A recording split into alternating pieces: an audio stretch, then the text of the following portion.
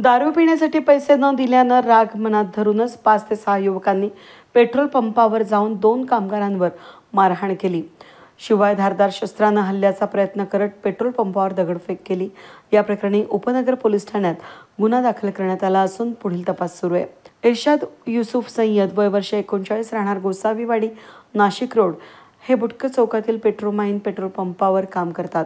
2 जूनला रात्री कामावरून घरी जात असताना वास्को चौकामध्ये त्यांचे ओळखीचे रोहित गायकवाड आणि विकी हे दोघे भेटले. त्यांनी दारू पिण्यासाठी पैसे मागितले, मात्र सय्यद यांनी नकार दिला. त्याचा राग मनात धरून 4 जूनला रात्री रोहित गायकवाड, सुमित खरे, विकी आणि त्यांच्या 4-5 साथीदारांनी पेट्रोल पंपावर येऊन गोंधळ घातला. या टोळक्यानं सय्यद यांचे सहकारी वाहिद शेख यांच्यावर धारदार शस्त्रानं हल्ला करण्याचा प्रयत्न केला.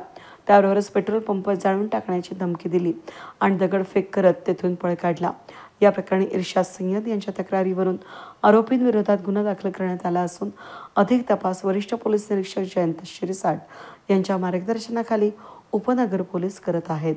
उपनगर पोलीस स्टेशनच्या हद्दीत काल रात्री 11 वाजेच्या सुमारास बिटको चौकातील इंडियन ऑइलचा तहसीन खान यांच्या पेट्रोल पंपावर सेल्समन इर्शाद युसुफ सय्यद वय 39 वर्ष याचे 2 दिवसापूर्वी नाशिक रोड पोलीस स्टेशन हद्दीत वास्को चौकात त्याच्या ओळखीतील रोहित गायकवाड, सुमित खरे व विक्की नावाच्या मुलाशी दारू पिण्यासाठी पैसे मागण्याच्या कारणावरून भांडण झालं होतं.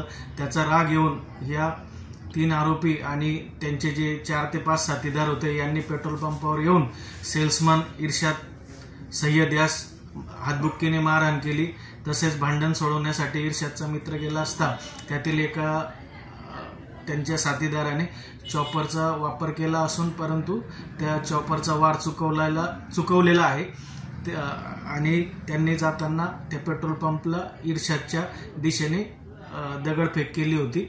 यावरून आम्ही उपनगर पोलीस स्टेशनला CR नंबर 285/25 भारतीय न्याय संहिता कलम 189(2), 191(2), 191(3), 115(2), 125 अ 351(3) तसेच भारतीय शस्त्र अधिनियम 425 प्रमाणे सदरचा गुन्हा दाखल केला आहे. ते आरोपींचा शोध सुरू आहे. त्यांना लवकरच आम्ही अटक करणार आहोत सदर गुन्ह्यामध्ये.